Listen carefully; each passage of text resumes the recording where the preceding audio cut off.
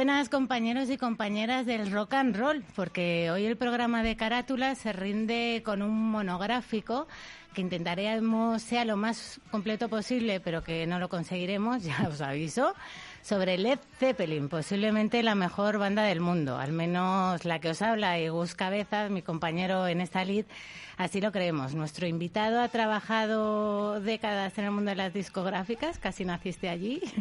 Has escrito varias biografías sobre bandas de rock, como la de los Zepp. Has tenido la suerte y el valor de conocer a todos, y cuando hablo de todos es con mayúsculas, porque tu álbum de fotos es para enmarcar y hacer un libro. Soy como el pequeño Nicolás, pero en guay. Y luego, bueno, pues una colección de discos que es la envidia de cualquiera. Si os digo que ha traído la cajita que sacaron aquí los japoneses de Led Zeppelin, que es un compendio de todas las portadas en chiquitito, pues ya os podéis imaginar cómo se me está cayendo la baba. Es que los vinilos ocupaban mucho. Ya, pero la próxima vez quiero vinilos y ya liaremos para que en Subterfuge nos pinchen vinilos. Paul, nuestro técnico de estudio, mira para otro lado ante la pregunta. Muchas gracias, Paul, por estar con nosotros. Ovación a Laura Rodríguez, siempre en control. Y yo soy Gemma Ospido, y esto que vais a escuchar ahora es un temazo.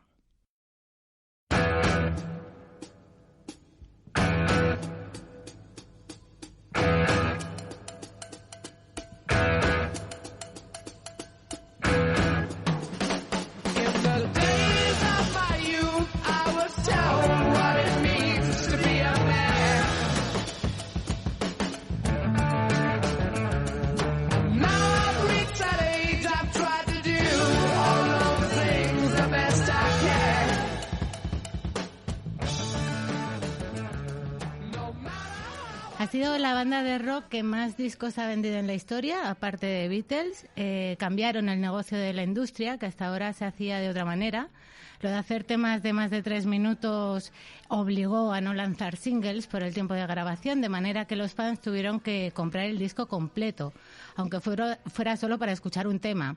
Así se aseguraban que todo el mundo escuchara el álbum en su totalidad. Su objetivo principal, la música, siempre, aunque con ello ganaran una fortuna y consiguieran una fama brutal.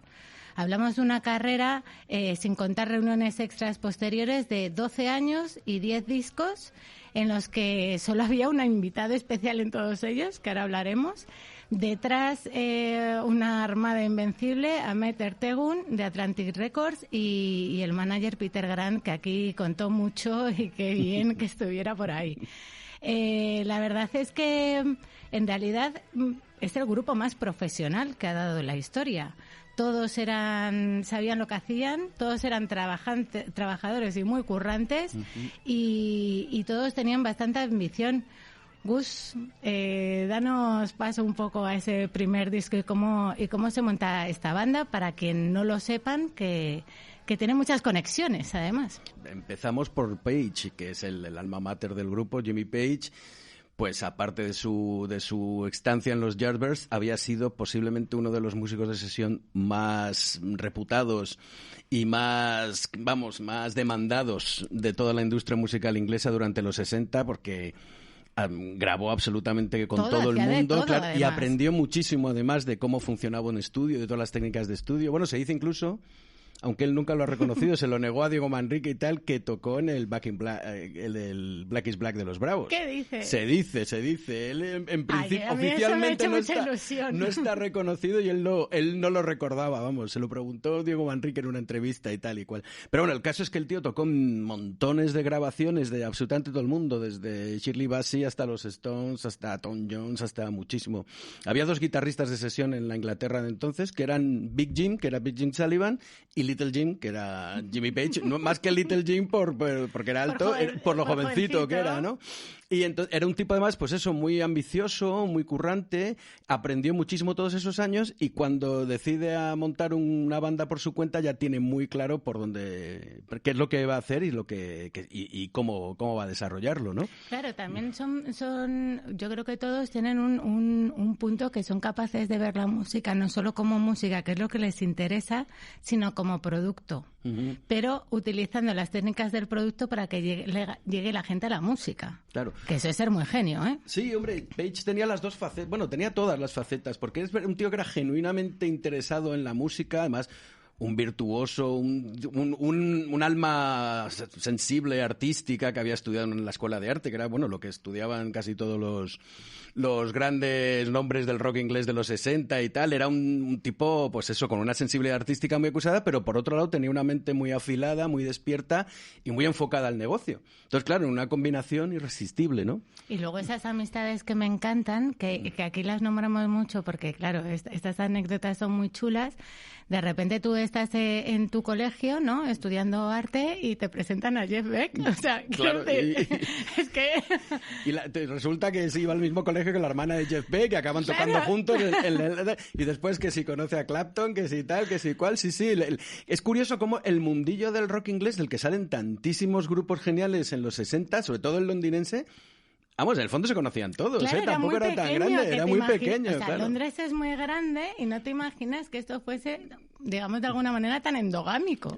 Absolutamente endogámico, sí, claro, exacto. Por aquí pasa otro músico de estudio que sería el segundo más demandado, que es John Paul Jones. John Paul Jones, exacto. John Paul Jones además era arreglista, había hecho unos arreglos impresionantes con Donovan, con los Rolling Stones, el She Rainbow, por ejemplo, de los Stones y tal. Y es verdad que era otro músico de sesión súper demandado. Incluso antes de Led Zeppelin ya habían coincidido, bueno, Page y él habían coincidido en un montón de grabaciones. Pero hay una grabación especialmente que es la del Beck's Bolero.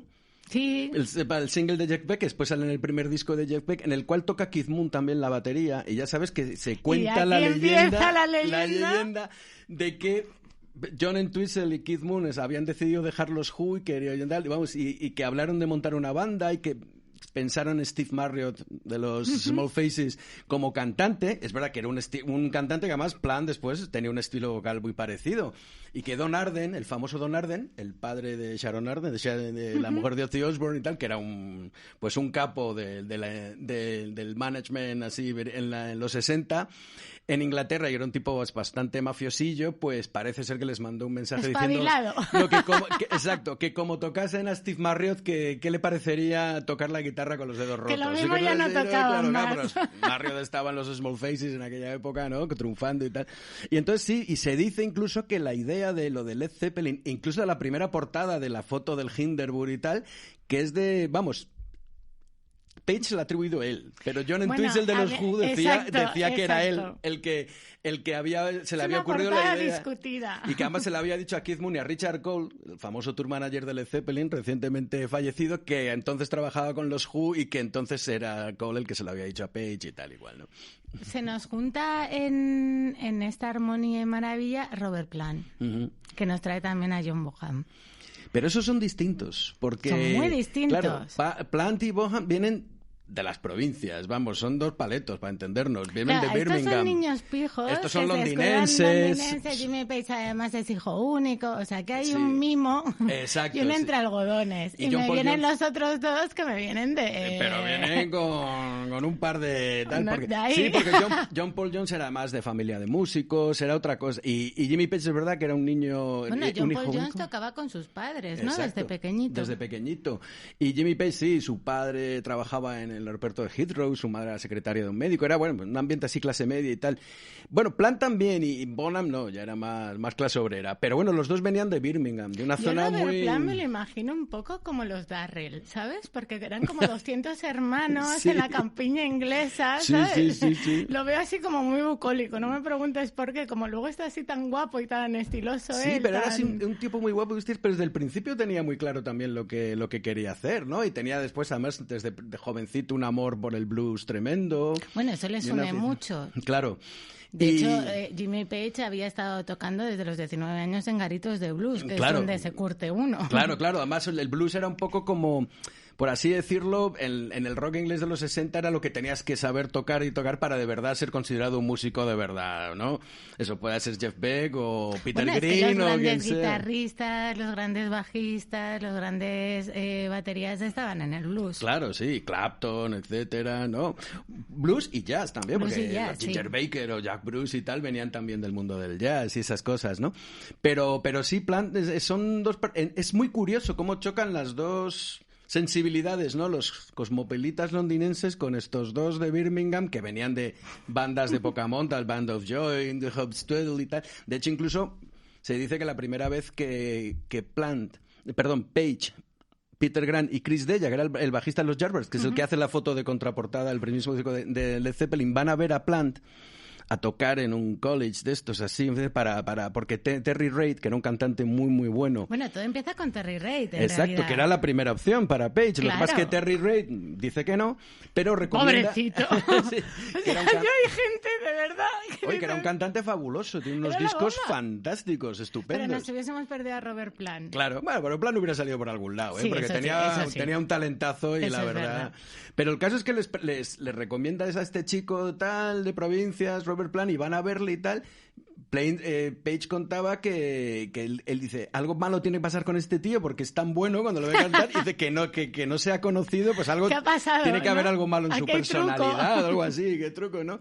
Y después, ¿no? Pues descubren un amor común, ¿no? Por el blues y tal, y ya empiezan a... Creo que la primera noche o el primer día que se conocieron terminaron en el barco de Jimmy Page, que eso me encanta. Es que tenía una casa flotante, claro, ahí en el Támesis y tal. Y que se enamoraron el uno del otro, porque en realidad las referencias que tenían eran iguales. Creo que Page invitó a Plant a pasar unos días a su casa y él aparece allí y descubrieron que los gustos musicales que tenían eran muy afines, y fue cuando dicen que le tocó una primera... una demo, es una versión del Baby I'm Gonna Leave You y tal, ¿no? Y tal, flipó, y que claro. el otro flipó y... Como para no, a ver. Dice, quiero hacer una versión de este tema y tal y cual, y el otro flipó y tal. Y después ya, el último a llegar es Bonham, John Bonham, que al principio además tampoco lo tenía muy claro. Pobre, el último a llegar, el primero en irse. Y el primero en irse, exacto. Me da una pena el último disco, Coda, pero bueno, ya llegaremos hasta allí. Pero eso, que Bonham, fíjate, Bonham era un tío también con un talento, era conocido en toda la zona de Birmingham y de los Midlands ingleses y tal, porque además le echaban de todos los grupos, porque el primer día que tocaba... Era el exceso. Claro. A mí o sea, el miembro, siempre hay un miembro de las bandas que es el excesivo, y a mí es el que me pierde. Hombre, claro, es porque como... es el alma de la banda. Como Keith Moon en los Who, Hombre, claro. Tal, esas cosas, ¿no? Sí, siempre, por supuesto, es el que marca la diferencia, y el que crea todas las crónicas negras, ¿no? Que tanto nos apasionan. Claro. Y que en el caso de Led Zeppelin jugaron mucho, que era la estrategia también de comunicativa que llevaba a meter Tegun. Y vamos a pasar al primer disco ya, que ya hemos entrado, ya tenemos la banda. El disco homónimo, Led Zeppelin, y efectivamente hay varias cosas que se van a repetir o que nos sirven como este disco como de punto de partida. Ajá. Uno, esa colaboración que va a tener con el colectivo de diseñadores de Hipnosis. Pero aquí no está Hipnosis aún, ¿eh? Bueno, pero la realiza George Hardy, que después colaborará con Hipnosis. Volvemos otra vez a estos bancos que se nos juntaban todos. De hecho, George Hardy, que aquí es el que diseña con aerógrafo, ¿no? A partir de la foto famosa de esta del... Claro, porque quien no sepa es una foto... Claro, esto es una foto que se coge...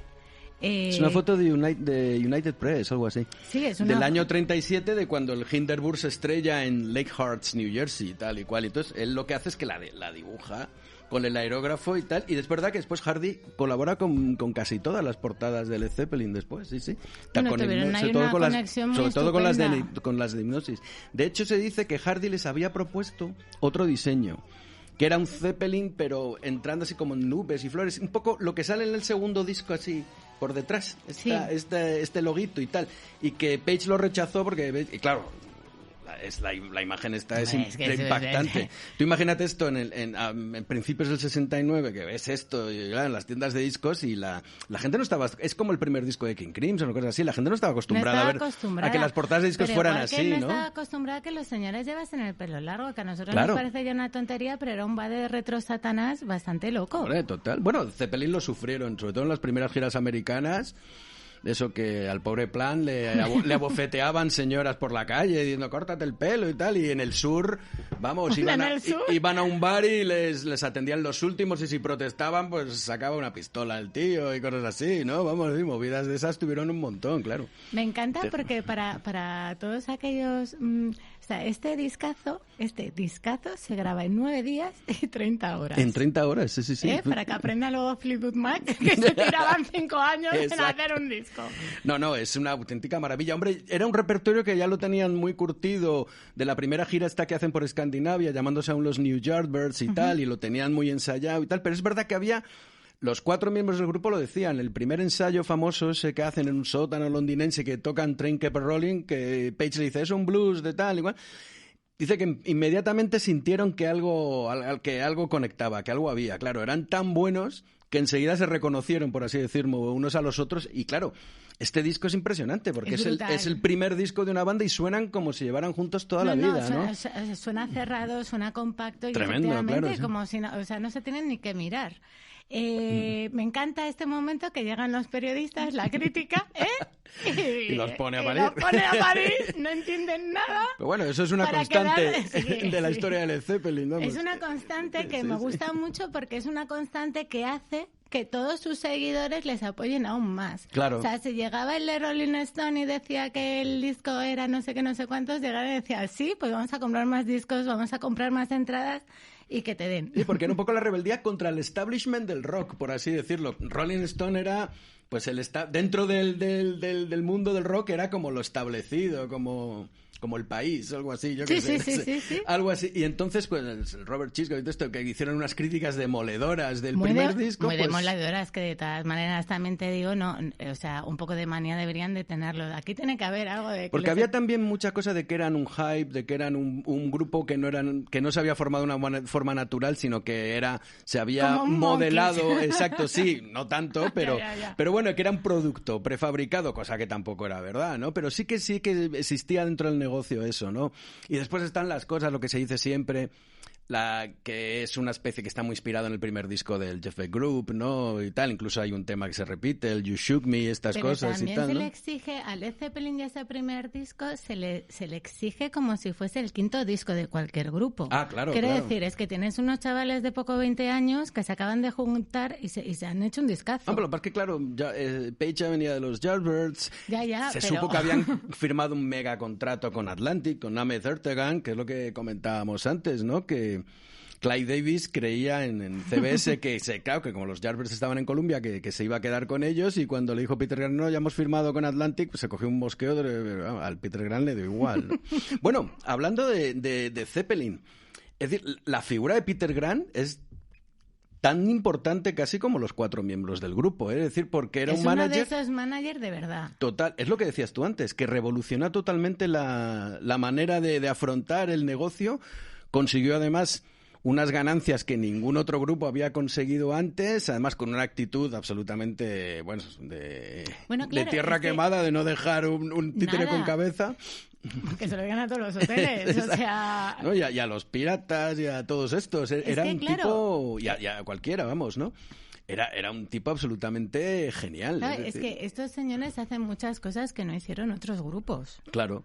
Y ahí estaba estaba el manager que vio muy bien cómo cambiar la industria y cómo el dinero se lo llevase el grupo. Exacto. Que hasta entonces eso no sucedía. No, y sobre todo en los 60, fíjate, es famoso, ¿no? Es decir, ¿cuántos casos hay de grupos que acaban estafados por, hay Andrew Luke, Holman, Allen Klein, todos estos, es decir, cantidad de grupos... Hemos hecho hace poco un tema sobre managers y que me llevo muy bien con ellos, pero que es verdad que hay una generación que también es que se está inventando todo. Claro. Y claro, tenés una panda de entre aprovechados, listos, espabilados, familia, amigos que no servían para nada. Exacto. Te podían llevar a la cuneta, vaya. Y sin embargo, claro, Zeppelin también tiene la ventaja de que desde el principio cuenta con un management súper sólido, con un tío como Peter Grant que, Y con una estrategia de comunicación también muy guay. Sí. Porque lo que intentan todo el rato es salvaguardar, seguir creando el misterio misterio. Claro. No dan entrevistas, que también me imagino que los periodistas entraban a saco con el colmillo fuera porque no les daban ni el agua. Claro, porque los Zeppelin nunca se plegaban a lo que los periodistas decían, sino que iban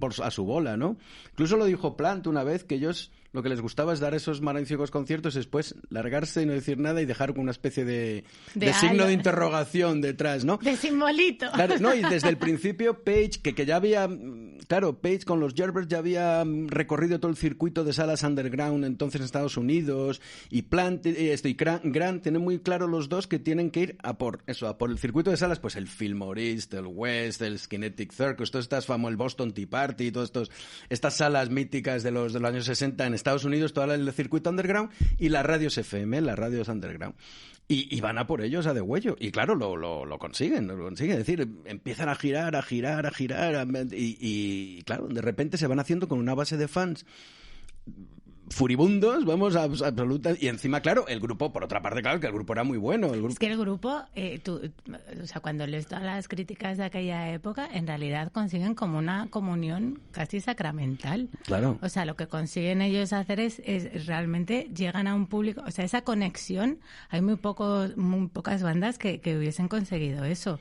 Hombre, me remonta claro, como los seguidores de Grateful Dead, no hay nadie. Bueno, claro. Pero es que eso ya es una secta. Pero sin embargo, lo del Grateful Dead era el rollo más hippie, más tal, de vamos a fumarnos aquí unos petas. Sí, más lifestyle. Es más lifestyle. Mientras que Zeppelin, en el fondo, claro, también son fans muy jóvenes, masculinos en mayor parte, adolescentes que lo que quieren es caña, vamos. Y claro, el grupo se lo daba, además con una intensidad.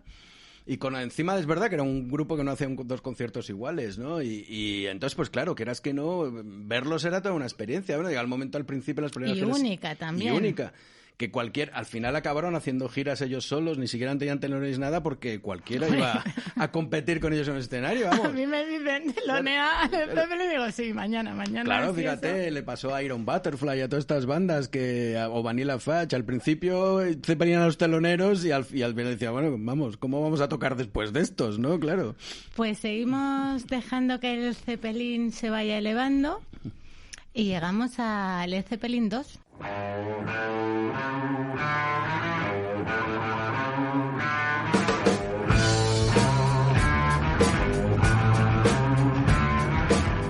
Que aquí empezamos ya un poco, ya aquí vienen a mí este disco. Es uno de los discos... O sea, a ver...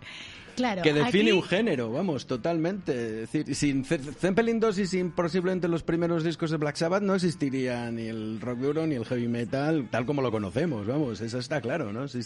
Y aquí ya empezamos a tener...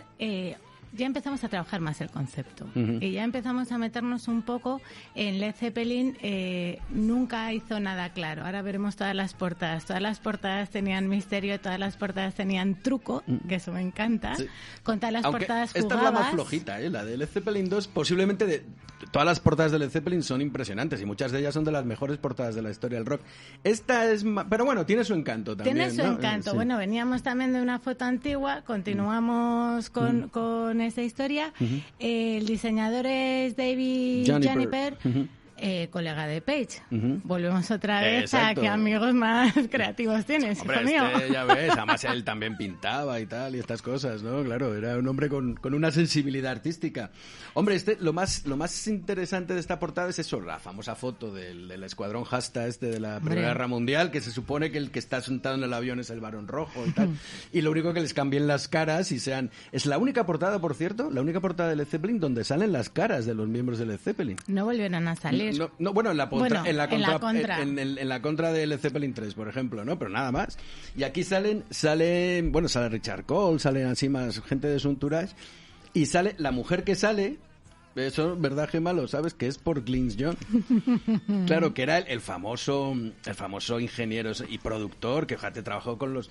Ahora, no sé si has visto, me imagino que sí, el famoso documental de Peter Jackson del Get Back, pues de los Beatles. Pues no lo he visto porque pues está muy bien, te tienes diré que para verlo. que me ahorque la gente y me queme por la calle Yo estoy en proceso de Beatles, me gustan, ¿no? Sí. Me gustan. Pero les tengo bastante manía.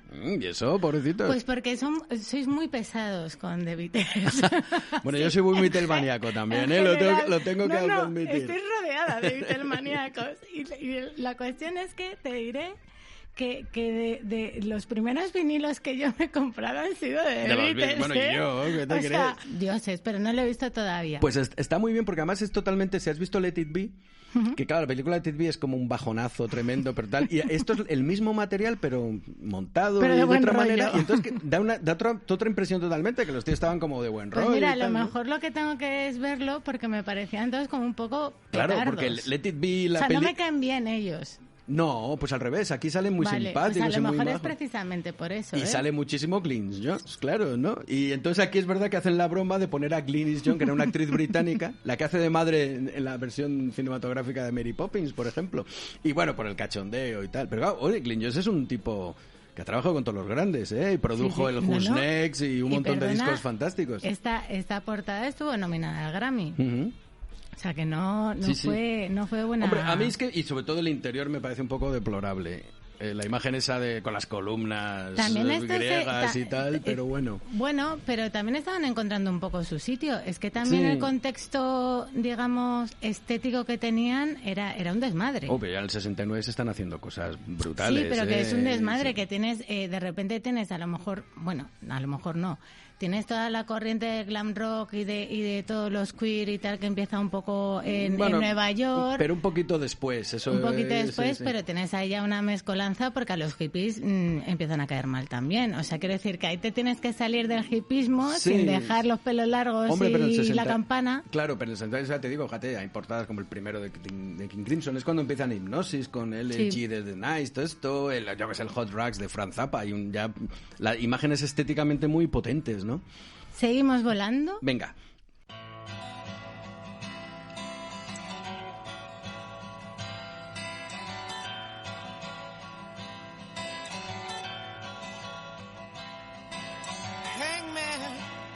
Hangman, hold it a little while. I think I see my friends coming, riding many a mile.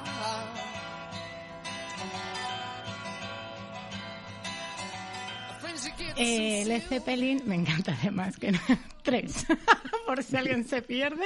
Aquí ya hay un sonido diferente. Sí, hombre, es el famoso y discutido siempre disco acústico que a mí particularmente me encanta. Es uno de los discos. Fue un disco también muy incomprendido en su época. Porque por eso todo el mundo esperaba que fuera una continuación de Led Zeppelin 2 y los tíos y es uno de los temas, hombre, de los discos más impresionantes de su... cuenta que estos señores sacan disco, o sea, que los discazos que sacan, si tardan 9 días en grabarlos, tardan 3 semanas en componerlos. Porque llevamos 3 discos y eran 68, 69, 70. Parecen Woody Allen sacando... Ni siquiera, porque fíjate, el último... Casi, porque 68, el primero es 69, final 68. Es un 69 se graba a finales en septiembre del 68, se edita a finales, principios del 69. De hecho, el lanzamiento es el 69, exacto, no es el 68. En enero del 69. Y después ya el segundo es a finales del 69 y este ya es en la primavera. Y eso, que este disco, como otra tradición de Zeppelin, se retrasó debido a la portada. Ay, porque por favor, ¿cómo es esta portada? Claro, la portada costó mucho hacerla porque, claro, con hacer la ruedecita... Claro, vamos a explicar que la portada, diseñada por Sacron, que su nombre real era Richard Drew, y también colega de Page. De Page, efectivamente. Sí. O sea, los colegas de Page es como para que te decoren la casa. Y entonces se marca un collage surrealista. A mí me recuerda mucho a Kandinsky y a un poco de ese rollo con imágenes, pues eso, ovnis, pájaros, aviones, todo lo que vuele. Hombre, es que debería haber traído el vinilo porque sí que es verdad, porque lo bonito... Debería. Claro, que era vinilo troquelado. Y entonces era como una especie de rueda de calendario de estas de cosechas que hay en las granjas y tal. Entonces tú ibas rodando, y había 8 agujeros en la portada. O a lo mejor si la gente no es... por ejemplo, los estos de astrológicos... Sí, exacto, sí, ese tipo de cosas. Y entonces, claro, pues según vas moviendo la rueda, pues las imágenes en los agujeros van cambiando, ¿no? Y por dentro también... ¡Qué fantasía! No, impresionante. ¡Qué fantasía! A mí me ha parecido una portada, a mí me encanta, una portada increíble. que por cierto no estuvieron muy satisfechos con el resultado, Jimmy Page. No, Jimmy Page... Porque lo veía todo como muy pequeño. Exacto, él quería... Era más o menos la idea, pero dice que a Zacro no se le informó bien y que el resultado quedó lejos de lo que él esperaba. También era un tío con unos estándares muy altos, ¿no? Si después viera las barbaridades... Para ayer, que debería decir Zacro, mira, guapo. Las barbaridades que hacían, porque por ejemplo este disco, que yo la tenía en vinilo, no sé si la de tener, la edición rusa, que te puedes caer que son estas ediciones que hicieron después de la caída del muro en los años 90, que son de coña, porque el delirio. Esta imagen, pero cambian las imágenes, ponen una del Kremlin y cosas así y ya, por supuesto las customizan, las customizan, por supuesto no hay ruedas, sino está todo impreso, y después los títulos de crédito que están en el interior, ¿no?, de la carpeta desplegable, pues las ponen detrás ahí impresos encima. Bueno, una cosa impresionante. Aquí vamos a meter a otro personaje muy inquietante de la vida de Led Zeppelin. Lo digo porque en la portada aparece haz lo que os plazca, que es la frasecita de aquí Aleister Crowley. Exacto. Bueno, que lo podríamos definir como alborotador, ocultista, fundador de la filosofía telema, conductor de sesiones de sexo y drogas para alcanzar la luz. Vamos, lo que es un espabilado y un listo,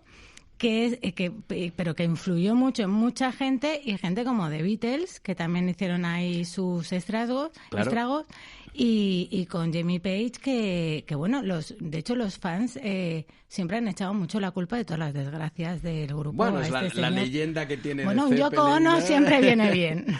Pero bueno, hombre, Aleister Crowley, que era un personaje, era una especie como del reverso tenebroso del personaje victoriano, ¿no? Es decir, del explorador victoriano, porque un tío que descubrió el Jungfrau, no sé qué, tal.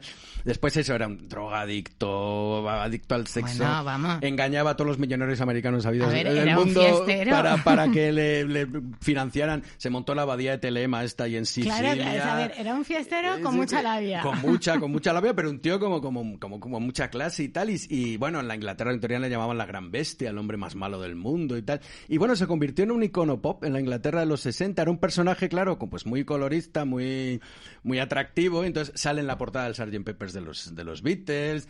Jimmy Page era un gran seguidor, bueno, Ozzy Osbourne hizo una canción, ese tipo de cosas, ¿no? Y sí, aquí sale la de su divisa, que era do what you will, haz lo que quieras, que Hombre, será no. toda la ley, ¿no? Que sale en la galleta interior del vinilo, y en el single de Immigrant Song también y tal. Y Crowley no tenía un lema de vamos a trabajar, ¿eh? Crowley era un personaje increíble, porque fíjate, hay una biografía de él que la sacó aquí en España Siruela hace muchos años, Sí. un tochazo así de gordo. Yo la tengo por casa, que está muy bien. Y bueno, cuenta unas anécdotas tremendas. O sea, pero el tío era un pieza impresionante. Pero, por ejemplo, además se arruinaba, después volvía a tener dinero, lo de siempre, ¿no? Tenía una vida así como a salto de mata. Disoluta, muy disoluta.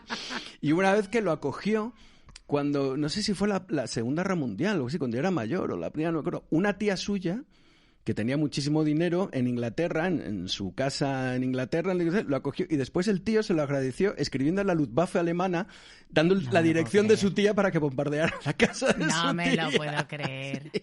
Pero debe ser que no acabó malo. muy bien con la tía.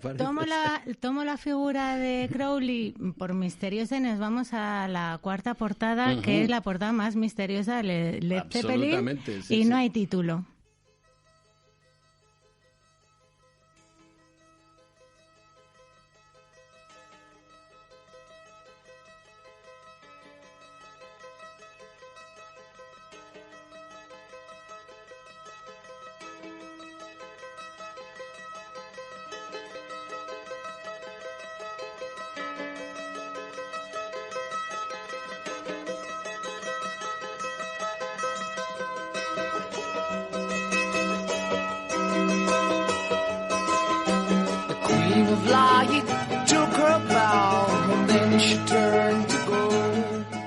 El disco que la gente ha llamado Led Zeppelin 4, Zoso, los 4 símbolos, etcétera, ¿no? Y que es una de las portadas más misteriosas y esotéricas. No es que fuera la primera portada donde no se veía nada, donde no salía nada, pero claro, imagínate un disco que no tiene ni número de catálogo casi. Vamos, tiene número de catálogo, sí. Pero en la espina del vinilo no sale ni el nombre, no salen, por ningún lado sale... Yo me acuerdo hace muchísimos años, cuando yo era un chaval, jovencito, que cuando compré el disco, bueno, lo típico, que claro, empezabas ya a saber de Led Zeppelin y tal, yo era un adolescente, de ya 12 o 13 años, algo así, y porque llegué a mi casa con el vinilo y lo abrí y claro, salían los 4 símbolos y porque ya sabía que tenían una canción que se llamaba Stairway to Heaven, si no digo, me he equivocado de disco porque no sé si compra el disco bueno o no. Claro, porque la portada es una imagen frontal, bueno, sería una pared y en la pared hay un cuadro colgado al óleo como del siglo XIX con un hombre con palos que sería, digamos, el ermitaño en las cartas. Es una reelaboración del ermitaño del tarot. Incluso después en el vinilo, si abres el encarte, pues está la imagen famosa esta de Barrington Colby, que era otro amigo de Page. Otro amigo de Page, que es quien pinta la ilustración del ermitaño con el faro. Además, ya sabes, el ermitaño es el símbolo de la sabiduría y de la autoconfianza. Y del cambio y el equilibrio. Y en la película de The Sun Remains the Same, pues Page asume el rol del ermitaño, ¿no? En su sketch y tal, todo ese tipo de cosas. Hombre, lo gracioso de esta portada, aparte de esto, ¿sabes qué dices? Que esta foto, hay gente que dice que es una foto coloreada después y tal, y después Page siempre ha dicho... Claro, es que los edificios que tienes detrás, porque el señor parece del siglo XIX, pero luego los edificios de detrás no. Sí, porque se pone que el simbolismo... están derrumbados. Claro, el simbolismo es que este es un hombre que está en armonía con la naturaleza, ¿no? Porque tiene el fajo de leñas y esto, que toma de la naturaleza, pero también le devuelve, mientras que al fin, el contraste son estos edificios tan feos de pisos y tal, que es un poco como el hombre está acabando con la naturaleza. Sí, el urbanismo tal, ¿no? Londinense de algunos años. Exacto, era bien feo. Lo que pasa, lo gracioso es que ya dices que la imagen, según Page dice que la compró Robert Plant en una chatarrería en Reading, la foto, y tal, y que les gustó y la decidieron poner. Después hay otros autores que dicen que no, que es una foto hecha es profeso y que se coló y tal y cual, pero lo que se dice es que no se sabe si será un montaje o no, la cara del hombre se parece sospechosamente a un famoso mago inglés que se llamaba George Pickingale. Entonces, el tal George Pickingale había sido maestro de Alan Bennett, que a su vez fue el maestro de Aleister Crowley. Entonces, el tal Pickingale decían que era un tipo que inspiraba terror porque era capaz te tocaban con su bastón y te morías, o te echaba una maldición, cosas así y tal. Y entonces que gobernaba un condado en Essex, en la Inglaterra a finales del 19, del 20, como de manera feudal. Es decir, el tío tenía aterrorizado a todo el mundo. Hasta que en 1909, pasando por el cementerio, una ráfaga así de viento así le quitó el sombrero y fue a recoger su sombrero y una cruz de piedra enorme le cayó encima y lo mató. Como viva el karma, ¿no? Exacto. No sé, o la venganza divina o algo así, ¿no? Por su maldad. Algo así. Las justicias poéticas. Claro, pero entonces siempre queda la duda de si es George Pickingale o no, ese tipo de cosas, ¿no? Pero bueno, muy, muy Zeppelin esto, ¿no? Y después están las runas, los símbolos famosos. Los símbolos, claro. Que esos símbolos, han dado mucho de qué hablar y en lugar de poner los nombres de nuestros amigos, decidieron cada uno ir a por un símbolo. Exacto. Plan eligió la pluma dentro de un círculo que se supone que hace referencia, a la antigua civilización. Una especie de civilización como la Atlántida, pero en el centro del Pacífico. Decía que era una elaboración suya, ¿no? Y tal, ¿no? Luego estaba Bohams, que es un trío de anillos entrelazados. Jones, que iríamos al círculo conectado con una triquetra, y Jimmy Page, que es el más intrigante, claro. El zoso.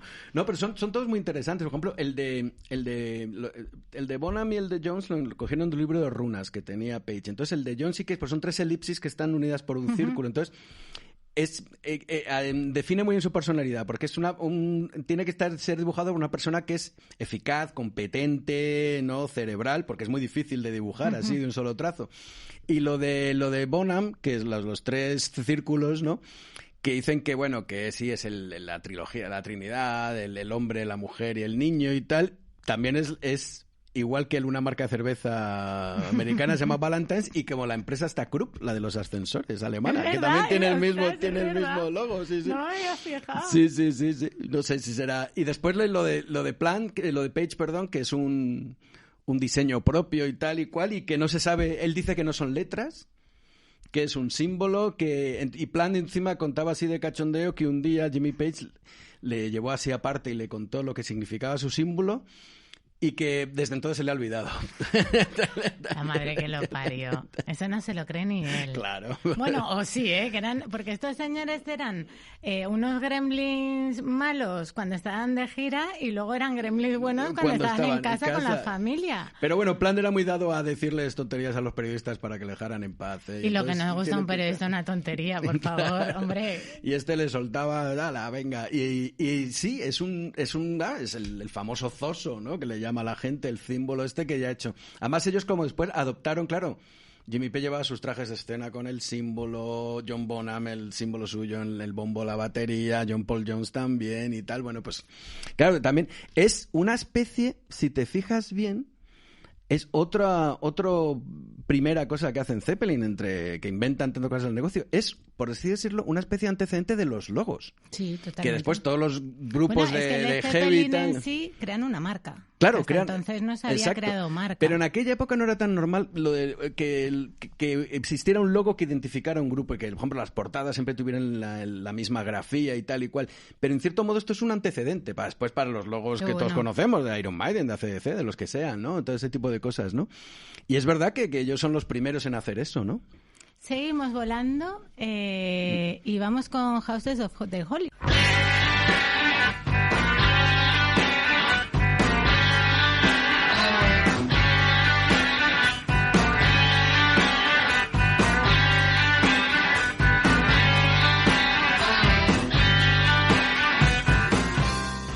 1973. Esta es una de las portadas que en los rankings de mejores portadas de la historia siempre cae. Y que caiga todo el rato. Volvemos a Hipnosis. Tenemos aquí cielo anaranjado, piedras ascendentes y unos niños desnudos, así un poco como los niños del maíz, que son un poquito inquietantes.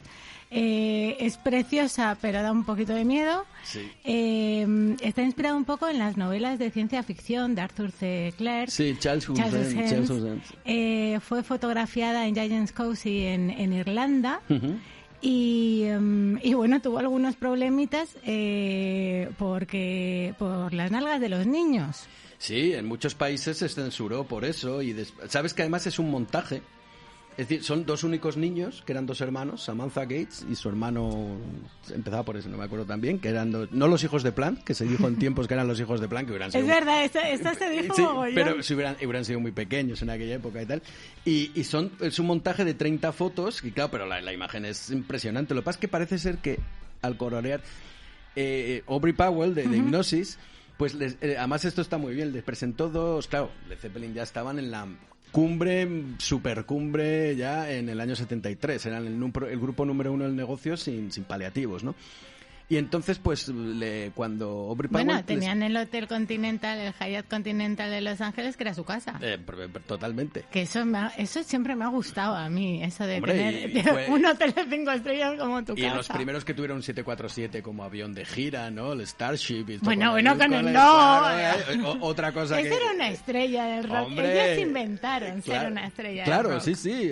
Ellos y un poquito los Stones y los tal, pero sobre todo ellos. Poco, por ejemplo, en la película de Casi Famoso, siempre se ha dicho que fue que está un poco basada también en la gira de Led Zeppelin. Sí, como es Cameron Crowe, que claro. siguió, digamos, era muy fan y además era un periodista que después sí que tuvo contacto con ellos. Sí, además se nombra siempre a Led Zeppelin y tal, claro, ¿no? Y esas cosas, está ese glamour y esa, claro. O sea, en realidad ese show off, ¿no? De tenemos pasta y somos la bomba. Claro, y no vamos en un jet, vamos en un 747, vamos ahí a más customizado y tal igual, como faltaría más. Y entonces, pues ya te digo que estos tenían mucha... Y Aubrey Powell les presentó dos opciones para la portada, que una era en el Giant's Causey y otra era en Perú. Y entonces les dijo, a la Led Zeppelin les gustó las dos opciones, ¿no? Y entonces les dijo, las dos son extremadamente caras. Entonces Peter Grant le dijo, nos la suda el dinero. ¡Claro! Es que cómo adoro la ese hombre. Claro.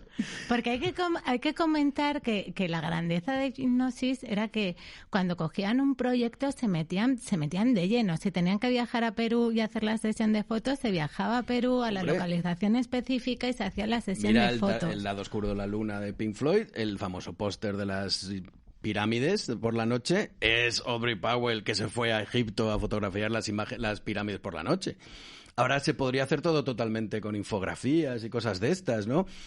Y en aquella época era, vamos, y en Wish You Were Here de Pink Floyd, el tipo que está, la foto esta que está como clavado en el agua, que no hay esto, pues tuvieron que contratar a uno que contuviera la respiración 20 minutos para que se tirara y se aclararan todas las olitas y tal, y el tío allí aguantando la respiración, que ahora sería facilísimo hacer una imagen así, claro, ¿no? pero ahora ya es como, claro. Con el Photoshop ya, ya ha perdido el encanto. El encanto en aquella época, y el tío, y con los dos dándose la mano con el otro ardiendo. El encanto ya no hay dinero, ni presupuestos. Claro, los presupuestos de esa época ya ahora son imposibles, ¿no? Pero en Wish You Were Here también, el tipo que está dando la mano y que está ardiendo, está con un traje de amianto, estaba viento de verdad, vamos. Bueno, pues volviendo a Houses of the Holy, pues igual, al final fueron al Giant's Causeway, les costó un montón porque les tocaron días y días de lluvia. Al final fotografiaron, hicieron las fotos en blanco y negro, y al colorearlas fue cuando por un error quedó porque en principio los niños parecía que tenían que ser como de oro y plata y tal, ¿no?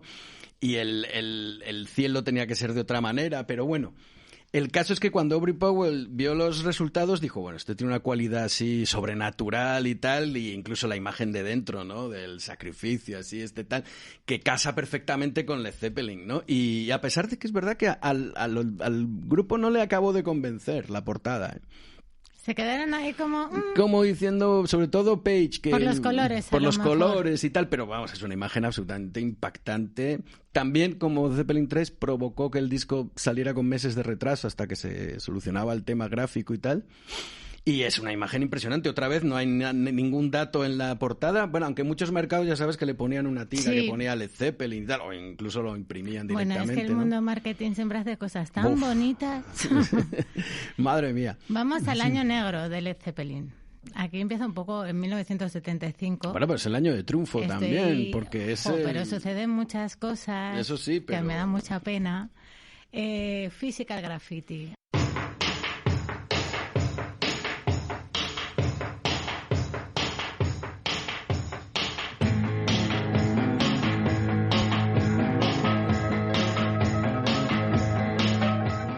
Portadón. Estamos en 1975. Ellos ya están completamente estratosféricos. Sí. O sea, no tocan ni el suelo. Todo esto, claro, hablamos de que en menos de 5 años tú te has convertido en Dios. Claro. Eso también hay que digerirlo por mucho que hayas estado en la música y en todo este entorno, porque nadie había tenido esa fama. Claro. Entonces... entramos, época de heroína, época de muchas drogas, de abusos y digamos que tenemos el accidente de Plant con su mujer. Y se queda bastante tocado. Pero bueno, antes de eso, ya ellos en el 74 han montado ya su propio sello, distribuido por Atlantic, el Swan Song, y han grabado y han publicado Physical Graffiti, han hecho otra gira americana, después hacen los conciertos con la producción americana en el Earls Court en Londres, que baten todos los récords y tal, y es una pena, es verdad, porque tenían previsto en el 75 volver a hacer una gira de estadios americana, ir a Sudamérica por primera vez, incluso, vamos a decir, tenían una agenda muy... y que se va toda la mierda con el accidente de Plant, claro, ¿no? Porque está como 2 años, está un ratito largo, ¿no, Robert Plant? Hombre, claro, ellos no vuelven a la carretera hasta 2 años después. Sí, 2 años sí. Están... Y está no sé cuántos meses en una silla de ruedas. Teniendo en cuenta que eran señores que estaban todo el rato tocando, o sea, claro. Quiero decir que no habían tenido... Sí, además se tienen que ir de Inglaterra por lo del exilio fiscal y estas cosas. Y tiene, él graba Presence en una silla de ruedas y tal, ¿no? Ese tipo de cosas. Vamos a describir un poco Physical Graffiti, porque es sencilla, pero a mí me gusta mucho esta portada. Es impresionante. El diseñador es Peter Corrington y bueno, en realidad es un edificio que existe de verdad, es el 96 de la calle St. Mark's en Nueva York, que la gente ahora va a hacerse la foto y tal, es el típico edificio neoyorquino de principios de los 20, con la escalera, incendios y tal, que está fotografiado en portada y contraportada como de día y de noche, y dentro hay una primera funda que son como los stores bajados, que es donde están, todas las ventanas están troqueladas, claro, Y después, y primero están, la primera funda esta que tiene, donde están los stores, que están los créditos y el título y tal, y después si quitas esa funda, están las dos fundas de los dos discos, que es un disco doble, que las 68 ventanas están ocupadas. Me encanta. Por imágenes que, además, claro, las puedes intercambiar, puedes poner una delante, una detrás. Que tienes desde el Papa León XIII hasta... la coronación de la reina de Inglaterra. Lee Harvey Oswald. Discos de Caravaggio, no sé qué. Fotos de ellos vestidos de geishas, vestidos de reinonas en Nueva Orleans. Y después un montón de imágenes simbólicas y tal, ¿no? Es una auténtica maravilla, claro.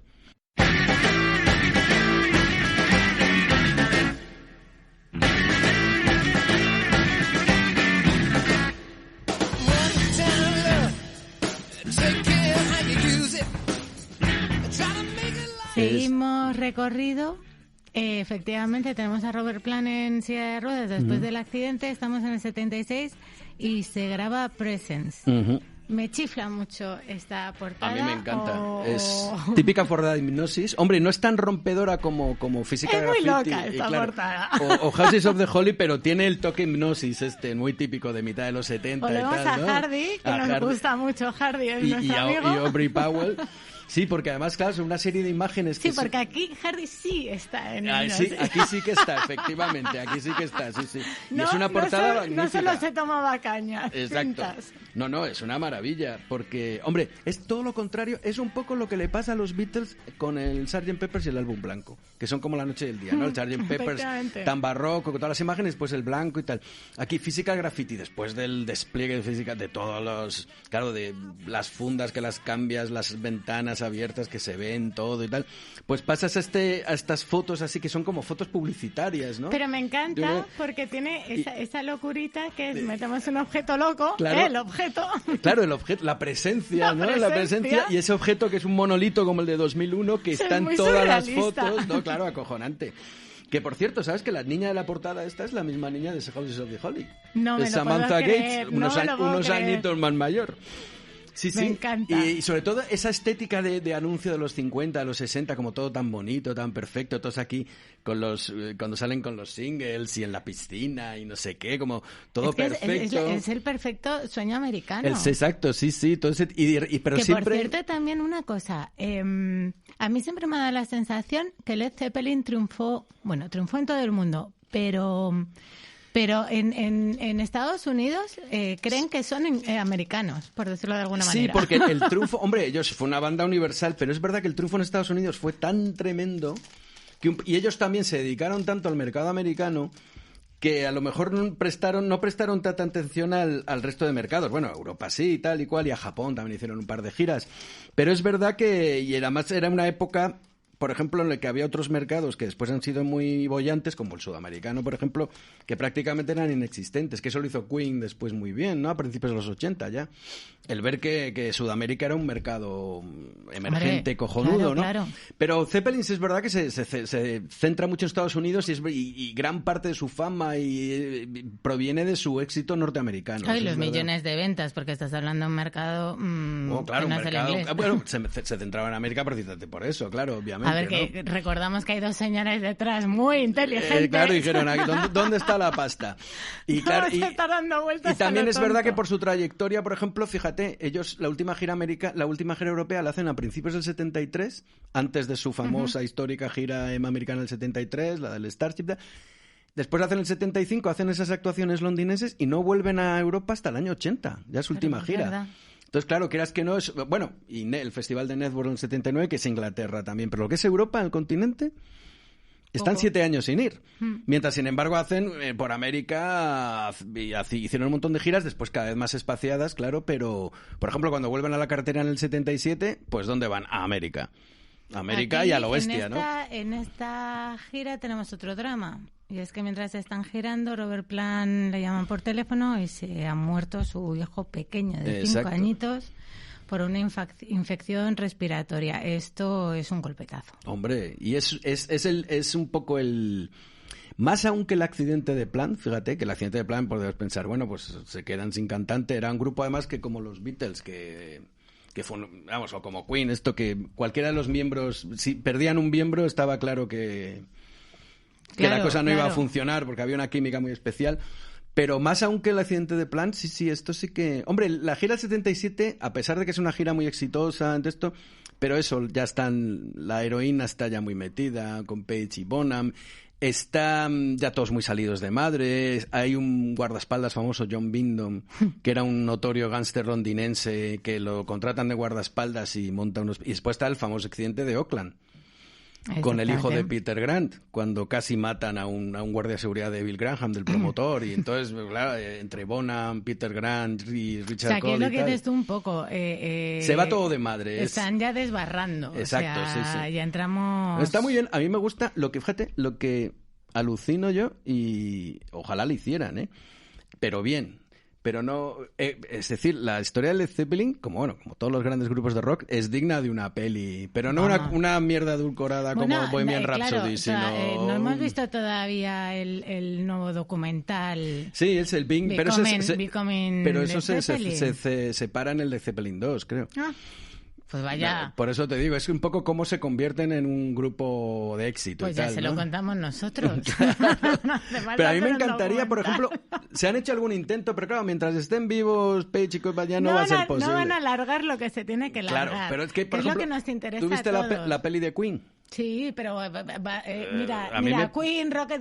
me pareció horrorosa. Rocketman, todas estas cosas edulcoradas que parecen luego la Madre Teresa de Calcuta. Claro. Es que alucino, porque además no nos interesan por ser Madres Teresas de Calcuta. Claro. Hombre, ya me dirás. Y yo, oye, que quiero mucho a los Queen porque encima yo con ellos sí que trabajé, con Brian May y Roger Taylor y tal, y son un encanto. Y el manager, Jim son monos, ¿no? Son encantadores, son unos caballeros. De los Queen, son monos, son cookies, ¿verdad? No, pero, claro, vamos a ver, es decir, tal como eran los grupos en los 70, y es una película donde no salen ni esnifando cocaína, ni fumando siquiera, dices, madre mía. Y el sexo vestidos. Claro, exacto, pues es una cosa como que dices, como que no, mientras que yo que sé, la historia de Led Zeppelin es que es una historia totalmente de Scorsese, vamos, es decir, ¿no? El auge y caída, y entonces digo, esto bien llevado y bien... Pues eso, por un director como Scorsese y tal, ¿no? Hay una cosa, no sé si has visto una serie... precisamente que produjo Scorsese y dirigió el primer capítulo, que eran con Mick Jagger y tal, que la producían, que se llamaba Vinyl, vinilo. Claro, y estaba el hijo de Mick Jagger que estaba el hijo de Mick actuando. Jagger. Esa serie no estaba nada mal, aunque bueno, por ejemplo, el que hacía de Peter Grant... el hijo de Mick Jagger. Aunque la serie estaba bastante bien. Estaba bien, a mí me gustó, así yo muy del rollo... pero me moló mucho también. Claro, iba con una estética y con... Muy setentera, los New York Dolls y tal. Pero me gustó mucho, es que yo soy muy fan de los New York Dolls. Hombre, claro, a mí me gustó mucho porque además, hombre, aunque era el negocio en la América de los 70, pero también se parecía mucho al negocio en el que había trabajado, entonces, bueno, pues te hacía gracia, sí. ¿no? veías que perfiles se repetían, ¿no? Efectivamente.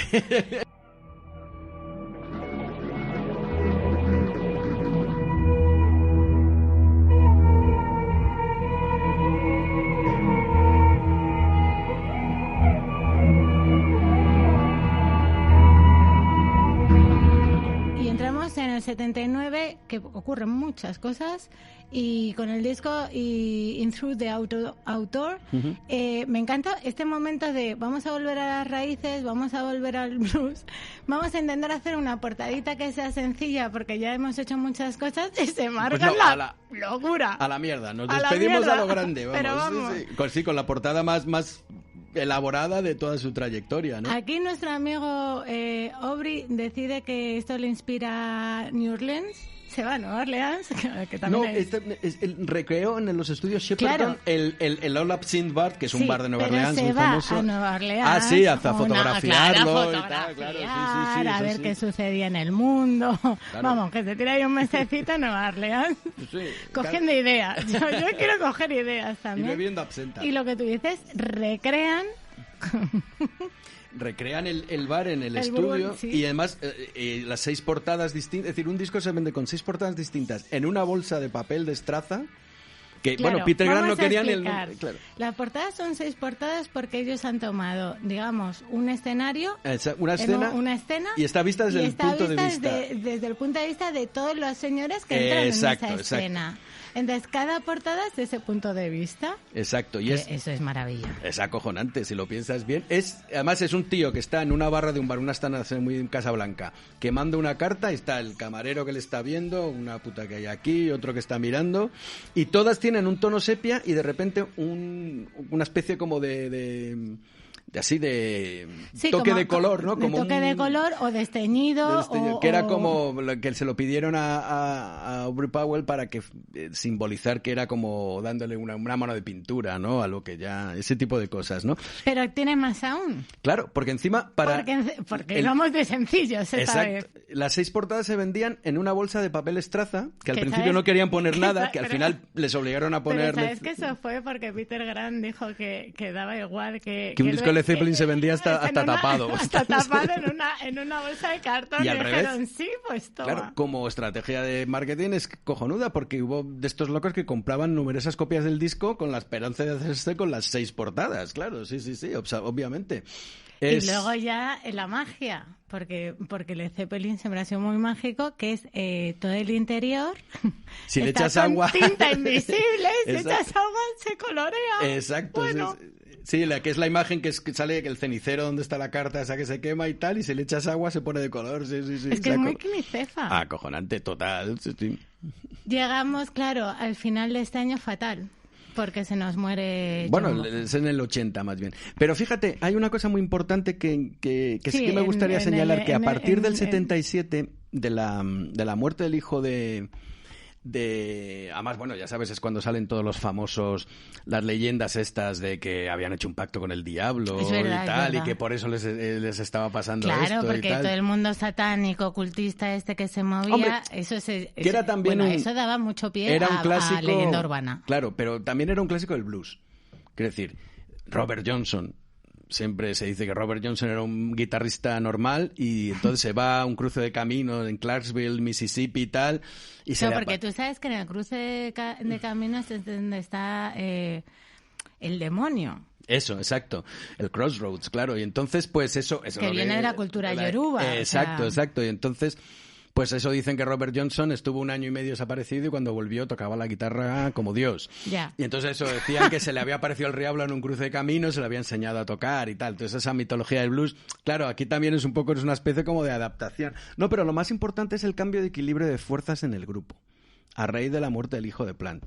Porque Robert Plant, digamos, que descansa... Robert Plant, no, más que descansa... No, Robert quiero decir, está hundido el hombre. Claro, no, y además hay un detalle... que se suele pasar por alto, que es importante, que por ejemplo al entierro del hijo no van ni Peter Grant ni Jimmy Page. Hostia. Ni John Paul Jones, que John Paul Jones se va de vacaciones, Jimmy Page se va al Cairo y el otro solo va a Bonham. Ay, pues yo eso no sí, tenía y entonces yo. el Plant queda como muy tocado, muy ofendido por eso, Hombre, ¿no? es que no me digas. Y entonces cuando el tío dice que se va a retirar porque pensó en hacerse contable y no sé qué y qué tal, se da cuenta del poder que tiene él dentro del Led Zeppelin. Porque él antes, claro, era el aprendiz de brujo, y el brujo era Page. Page era el que manejaba, el que dirigía, el que tal. Siempre, ahora Plant, cuando estas entrevistas que está haciendo ahora con el disco este que ha hecho con Alison Krauss y tal, pues dice que cuando esas cosas que acusan siempre a Led Zeppelin de que plagiaban a veces blues clásicos y tal, y esas cosas, ¿no? Y él dice que él siempre estaba muy preocupado por eso y se lo decía a Page, y Page le decía, tú tranquilo, no te preocupes, que ya nos encargamos Peter Grant y yo, ¿no? Y tal. Es decir, que siempre los hermanos mayores eran Jimmy Page y Peter Grant, y los demás eran un poco... Los niños. Los niños, es decir, no estaban al mismo nivel, porque en el fondo era una creación de Jimmy Page y de Peter Grant. Pero claro, Plant se da cuenta de que el grupo le necesita, de que no hay Led Zeppelin sin él. Entonces, por ejemplo, él a partir de cuando vuelven a ensayar en el 78 para hacer el Intruder Outdoor, ya él pone sus condiciones. O sea, de cuándo tiene que echar las giras, ya empieza a decir, mando. Exacto, a decir, oye, no, ahora ya yo sé que soy una pieza tan importante como tú en el grupo, así que ahora ya no me vas a manipular más, ¿no? Y de hecho, aparte, claro, también coincide con que Page está en una situación física y... está Yonki perdido. Exacto, por decirlo así. Entonces, pues tampoco claro, por eso morir. Este último disco, pues es el único disco de Zeppelin donde no hay canciones propias en las que figure Page como autor, ¿no? Es decir, porque muchas veces, se graba además en los estudios Polar, en los estudios de ABBA, en Estocolmo. Además, en plan horas de oficina, iban de lunes a viernes y volvían el viernes a Londres y tal. Y los que se presentaban por la mañana en el estudio eran Jones y Plant, y los otros dos no aparecían o no aparecían. Cuando le venía bien. Claro, exacto. Y entonces, pues por eso es un disco muy nominado por los teclados y tal, y por donde Plant y Jones manejan el cotarro. Entonces, también todo eso, ese cambio de equilibrio de fuerzas es súper importante. Lo que pasa es que a saber qué hubiera pasado después... Claro, si no se hubiera muerto Bonham. Claro, ¿no? Porque están ensayando... ellos anuncian su separación en diciembre de 1980, ¿no? Nada más morirse John Bonham. Y claro, ¿qué haces tú con la banda sin John? O sea, quiero decir... Era insustituible. Era insustituible. Hombre, se barajaron algunos sustitutos, pero yo creo que desde el principio tuvieron claro que el disco ya estaba grabado porque lo que estaban haciendo era ensayar para la gira. Claro, ellos hacen una gira por Europa, precisamente, además en recintos... pequeños para el estándar zeppeliniano, de 10.000 personas o 5.000 personas, que para Zeppelin era pequeñito, ¿no? Y hacen... Petit comité, su petit comité era 10.000 personas. Además eran... El moto, el lema de esa gira era Cut the Waffle, ¿no? Como corta el rollo. Entonces eran conciertos más cortos, no las 4 horas ya estas de la última gira americana, con menos solos, como todo mucho más al grano. También un poco influidos por el ambiente de la época, que era el punk, la new wave, todo este tipo de cosas, ¿no? Incluso pues se cortan el pelo, aunque no mucho, pero bueno, no ya van vestidos. Pero bueno, ya no llevan los melenones. no llevan los melenones así de estos de mitad de los 70, ¿no? Bueno, el caso es que una especie de puesta al día. Y claro, después el disco, el In Through the Outdoor, funcionó de puta madre. Es decir, sobre todo en Estados Unidos fue un auténtico bombazo que... Entonces, pues, ya te digo que qué hubiera pasado si Bonham hubiera también vivido, a lo ¿no? mejor ya llevaban un desgaste bastante tremendo. O sea, lo suyo hubiese sido a lo mejor un poco de descanso, rehabilitar, desintoxicar. Claro. Algunos de ellos. Sí. Pero mira, por eso de la salud. Dentro de lo que cabe hombre, es una tragedia que se muriera John Bonham y tal, pero claro, le dio como una especie de colofón. Es decir, porque al final ellos se despidieron en lo más alto. Claro, lo que quiere decir es que este disco estaba grabado cuando este señor se muere. Claro, y entonces es cómo lo vamos a sacar, o sea, se saca... No, se hace una gira europea y estaban preparando ya una gira americana monstruosa de estas que hacían ellos cuando este se muere en los ensayos. I can't quit you, babe. Woman, I think I'm gonna put you down for a little while. Bueno, de las portadas más sencillas. Hombre, porque es un disco hecho por necesidad contractual, por sacar porque hay que sacarlo, está grabado, hay que sacarlo. Está editado ya habiendo 2 años después. Quieren algo súper sencillo porque no tienen ganas de fantasía mambos, en realidad están de duelo. Exacto, y es verdad que es el diseño posiblemente más sencillo de toda su trayectoria y sin embargo es un exitazo. Es que es muy bonita esa portada, con esa sencillez. Sí, volvemos a tener a nuestro amigo Aubrey. Exacto. Que ya le llamamos por el nombre de pila. No, pero es una portada y después, bueno, el típico collage de fotos setentero así. Bueno, porque era el final, ¿no? El homenaje, de esos 12 años que cambiaron el mundo de la música. Efectivamente, sí, pero es verdad que fíjate, para ser un disco de retazos así, un disco, pues es un disco muy sólido y está muy bien. Sí. Pues llegamos al fin. Esperamos que hayáis pasado un rato, a todos los que os habéis querido acompañarnos, que haya sido un ratito interesante y entretenido. Gracias, Gus, por acompañarnos. Ha sido un placer. Primera vez, pero desde luego no última. Vamos. Eso. Y, oye, elígeme un temazo de Led Zeppelin para cerrar. Pues fíjate, yo elegiría a mí uno de mis temas favoritos de Led Zeppelin, que es el que cierra el 4º disco, que tiene el famoso sonido de batería sampleado 1000 veces, que es When the Levee Breaks, que está basado es un blues de Memphis Minnie de los años 20, y ellos le dan la vuelta totalmente, lo alargan, y es un tema que te pone los pelos de punta. Oye, pues me parece un temazo redondo, que describe muy bien estos 12 años, totalmente, ¿no? Es Led Zeppelin en estado puro, vamos. Pues os dejamos, feliz día, mejor vida y hasta la próxima.